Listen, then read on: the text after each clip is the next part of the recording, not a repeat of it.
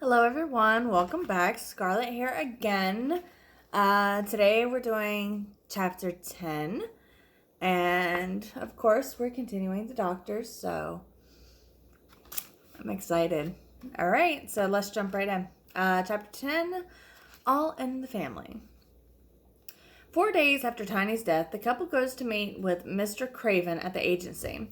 They're surprised to see so many cars in the lot and people in the lobby. Something that's notable to Katie is that she recognizes other members of the initiative from the file she was given in their last meeting. Sean just stands around, clueless as ever. He's starstruck in the instant he notices that Damien Hall is there. In fact, he has completely ignored the exterminator, Carl Johnson, who tried to shake his hand, but the one who has Katie's attention is Stephen Bryant. He's standing across the room, refusing to take his eyes off of Sean. He took it as a personal attack the instant the couple refused his offer. He wants to be the one to take them out when it is allowed. Please, I would love for you all to feel at home here. This is the first chance you will have to interact with one another, and it would be best for all of you to maximize it. We handlers at the initiative are going to sit back and observe everyone. Hopefully, you will all remember that there's no need for you to wreck this place. Also, bear in mind the consequences for killing each other before Armageddon. Any act of betrayal against the initiative's purpose will bring death to the offender. Whether that betrayal is here or anywhere else, Mr. Craven says as he takes a seat next to one of the other handlers, and they begin to observe the way everyone is behaving. Sorry. Recognizing that Mr. Bryant hasn't even acknowledged her existence, much less displayed any intention of coming her way, Katie decides that it's time to make the first move and introduce herself to him. While Sean's busy trying to get a few words in with Damien Hall, Katie walks towards Mr. Bryant, looking at everyone in the room as she passes them by. The handlers are taking notice of her confidence and the fact that she appears to be the brains of the couple. Mr. Bryant, I can't help but notice that you were trying to send us a message, Katie says. Hello there, Dr. O'Connor. The only reason I sent you a message was because your husband sent one first. I guess the little bee wanted to have a pissing competition and found out he couldn't measure up. I'm sorry. I feel for you, Mr. Bryant replies. Oh, how sorry I feel for you, Mr. Bryant replies. I'm willing to overlook it all and follow the guidelines as long as we can agree to hold off until Armageddon. But don't mistake me for my husband. Come Armageddon, you're going to be the first one I come looking for, Katie says. I accept. I'm looking forward to interacting with you further and getting to see what it is you want to do at Armageddon. Honestly, I'm having a hard time understanding how someone like him could have landed such a fascinating woman, Mr. Bryant replies, watching Sean attempting to talk to Mr. Hall. Meanwhile, Carl continues to attempt to talk to Sean, who continues with monosyllabic responses as he maintains his focus entirely on his idol, Damien Hall. It's a pleasure to finally meet you, Mr. Hall. I've been a fan of yours and your family for so many years. In fact, it was because of you that I wanted to join and participate in this program, Sean says. I'm sorry, who are you? An annoyed Damien asks. I'm Dr. Sean O'Connor, by far your biggest fan, Sean answers. I don't know of a Dr. Sean O'Connor. I've only heard of a Dr. Katie O'Connor. Stop wasting my time. I'm only here because it is required to go forward. As soon as this is over, I'll be out of here. Don't mistake me for someone who would take the time to get to know you. Even if you were to get my attention, I know you wouldn't effing like it. Since it would be the last thing you would ever experience, Damien says before letting out a bored sigh. Dr. Katie is my wife. I just think since we're all a part of the program that it wouldn't hurt to get to know each other, Sean replies. Oh my effing God. You're still here? Go away already. There's nothing worse than an effing groupie. Clearly, you have no idea how annoying it is since you're still stalking me. Go away. And Dr. O'Connor, you should learn from your wife on how to read a room and take control of the situation. I wouldn't mind getting to know her in every way possible. You're a lucky man. Her, not so much, Damien says, turning away from Sean. It was nice to talk to you, Damien. Mr. Hall, Sean says as he watches Damien walk away. Unable to believe how pathetically Sean was acting, Carl begins to realize that Sean is nothing more than a sad man trying to fit in with people with whom he has nothing in common. If it weren't for his wife, no one here would be forced to interact with him. Shaking his head, Carl starts to walk away from Sean, who is still staring at Damien from across the room. He pities him for the way he's trying so hard to be accepted. It's obvious he really wants nothing to do with the program except for the immunity granted to his children, should he have any in the future. Damien himself has no such desire or need for immunity, given that his family runs their town. To think I wanted to be friends with him. Such a darn Pussy, a disappointed Carl says. Sean walks around the room looking at how the other members are having polite conversations and even exchanging pictures of each other's kills. Even his wife is striking up conversations with other members and handlers. This has him questioning himself, as it's clearly not something he was expecting. He especially wasn't counting on his wife making the effort to fit in, much less getting along with everyone. His suppressed mood plummets more when he sees Damien talking to Katie alone in the corner, and she places her hand on Damien's shoulder. Anger and jealousy boil deep inside him, not because of Katie touching Damien's shoulder. Instead, the jealousy stems from the fact that she's getting the attention he so desperately desires. Sean thinks about confronting Damien, but is all too aware that if he were to try to do something, it would compromise him, not only with the handlers, but more importantly with his wife. Walking over to him, Sean says, "Mr. Craven, I know we have certain rules in place to keep civil and to socialize as you want to see how far we would go, but come on, that's my wife and my idol. What am I supposed to do with that? The only option I see is to slap my wife around. I wouldn't be punished for that, as technically we were a part of the same team," Sean says. "For the love of God, Sean, don't be overdramatic. You know that the moment you slap her here, someone will step up and it will become a whole big free-for-all.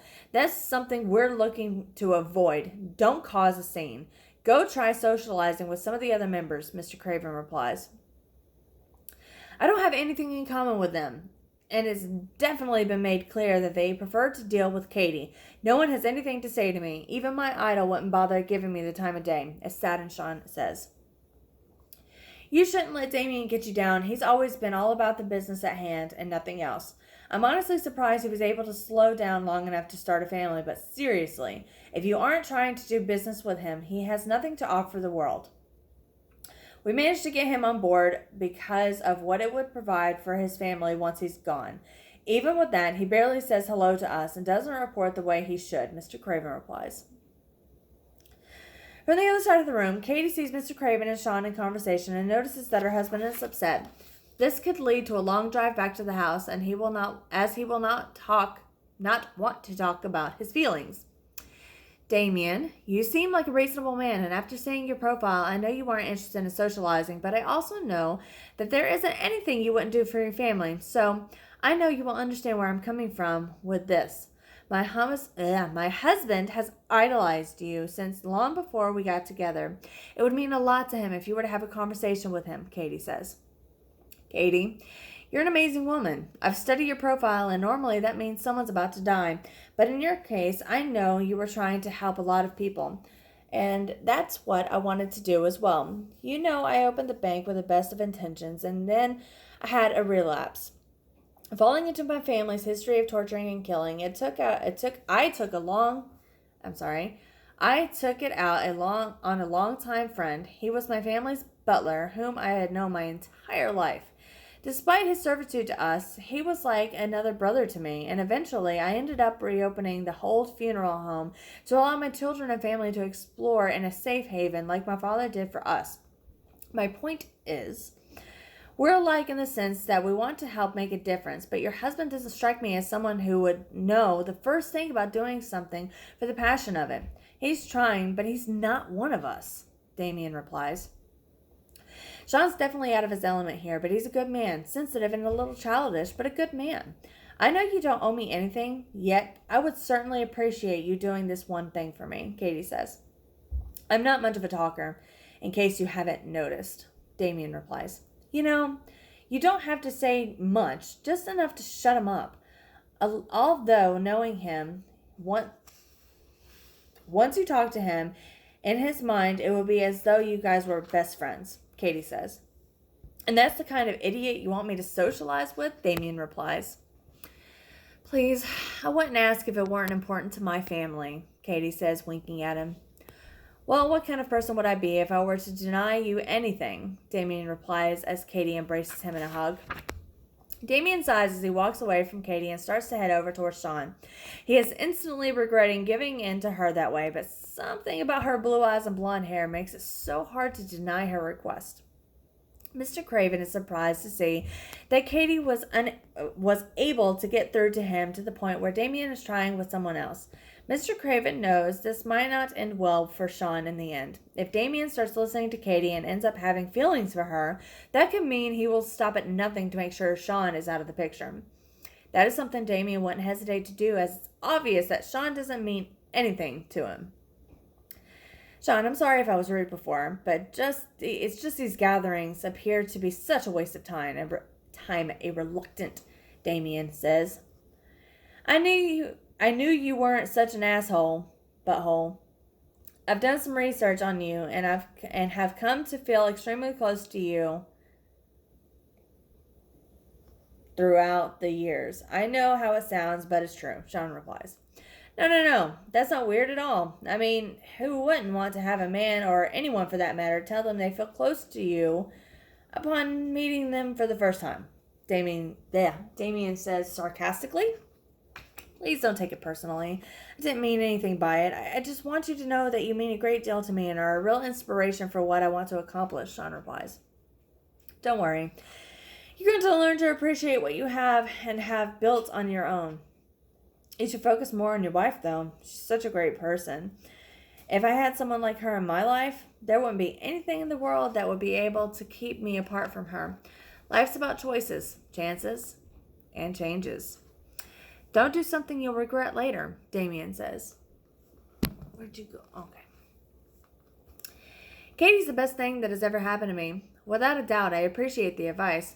But do you want to know something? I've always thought of you as the measuring stick for what a serial killer should be because of the history of your family. Overall, my goal is to improve enough to the point where I would be able to come after you one day. I know I might not measure up to you, yet luck is on my side. With the whole of Armageddon being married to Katie, wherever I fall short, she will be able to pick up the slack and won't allow me to fail, Sean replies. Now that's something I've never heard before. It's also amusing that you believe that. After everyone else I've encountered in my life, it would be you to put me to rest. That's priceless. I'm glad I gave in to your wife and talked to you. This is definitely a good laugh, Damien says as he starts to walk away from Sean. Sean tries to regain Damien's attention, but Damien has already said everything he needs to say. He has given Sean more than enough time. He doesn't want to keep interacting with someone who is that delusional. Despite getting a good laugh out of the conversation, Sean, for his part, can't help but feel that the conversation ended because he overstepped and is saddened by the fact this is the second time he has tried to build a relationship with his idol and failed. Mr. Craven looks on as the other handlers make their notes. He realizes that they have been there for almost 3 hours and there hasn't been any type of incident, which must be a record for such a gathering. Seeing that there's something wrong with Carl, Mr. Craven decides to call him over and have a chat with a man who appears to be waiting to turn up the charm with anyone who would give him the time of day. Typically, Carl is the social one, but in this case appears to be awkward. Carl, what do you think of this entire situation? Mr. Craven says. I think that this is a great opportunity to meet others just like me. Unfortunately, not many people truly understand my state of mind. I've been through so much, and no one has ever taken the time to try to see how I'm feeling or what I need to make my life better. I thought Dr. Sean O'Connor was someone who I would understand and try to get to know me, but on the contrary, all he's interested in is talking and working with Damien Hall, Carl answers. You shouldn't worry yourself over Sean. He's not someone who focuses on many details that could lead to the downfall of his relationship.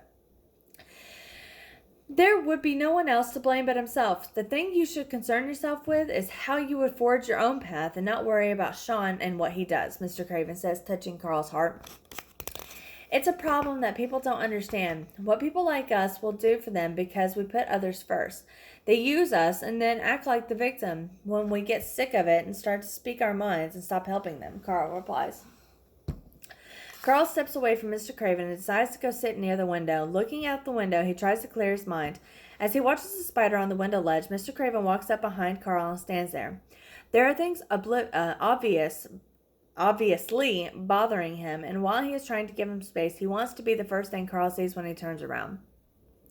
Looking across the room, Mr. Craven tries to make eye contact with Katie. She is continuing to socialize like a butterfly throughout the room. Getting to know all the other members and handlers, she really appears to have hit it off with Damien, and to a certain extent, she has grown to appreciate Stephen Bryant's methods, which will allow her to improve their game. Carl gets up with the intention to go outside, but the instant he sees Mr. Craven standing there, he decides to stay put. There's nothing more reassuring and satisfying than having someone show interest in you and the things you like. Carl, why were you so focused on those insects? Mr. Craven asks. Just because they are misunderstood and unwanted as well. People look at them and think that they don't belong anywhere near them and are willing to do anything to get rid of them as quickly as possible. That's something I can relate to because I've always been made to feel as though I didn't belong, especially around my family. They were good at making me feel like a piece of crap, Carl answers. Before Mr. Craven could give a response, they are interrupted by Katie, who is walking up to introduce herself to Carl. Mr. Craven steps aside to allow her to take her seat next to Carl. Carl, nice to finally officially meet and interact with you. Sean has said so many nice things about you. Even though he hasn't spent enough time with you today, I know Sean cares about you. I'm Katie O'Connor, and can't wait to see how you proceed in the program, she says. Good to know he likes me, but it was clear before that he's more interested in anything Damien has to offer rather than being my friend. That was something I wasn't expecting. Truthfully, I think I aimed my hopes too high, and when you fly that high, it only leads to disappointment, Carl replies. Carl, I'm going to be real with you. I don't want you depressed and beating yourself up over something that we have no control over. But what I want to do is to see you achieve your potential and then exceed in said potential. There's nothing more interesting than having a proper challenge and watching someone you know touch as many lives as possible. Well, in this case, you would be taking lives. But whatever you do, never allow the opinions of others to bring you down because they aren't worth it, Katie says. Thank you. I truly appreciate that. As you can imagine, not a lot of people are this nice to me, as my size and appearance can be intimidating and scare some right off the bat. They don't know me. Others look at me and see this big guy who likes to have fun and don't want to bother with me. I don't care though, not anymore. It can be mentally taxing, but there are times when it comes in handy. My main issue is that I give the wrong people too many chances, Carl replies as Katie smiles and pats him on the shoulder. They get up and walk further into the room together. Katie looks around at everyone in the room and waves goodbye to them while signaling to Sean that it's time to leave. They'll allow the mingling to continue amongst the other members. Okay, so that's the end of chapter 10. Next time we will continue. It will be chapter 11, Destined for Greatness. Okay, so next time, chapter 11. All right, guys. So please remember to like, share, subscribe. Leave a comment down below if you're liking what you're hearing, reading, whatever you're doing. Whether you're reading along with me or you're just listening to me, whatever. Don't matter. Leave a comment if you like it. Tell me what you think. I guess that's it. I will see you guys later. Bye.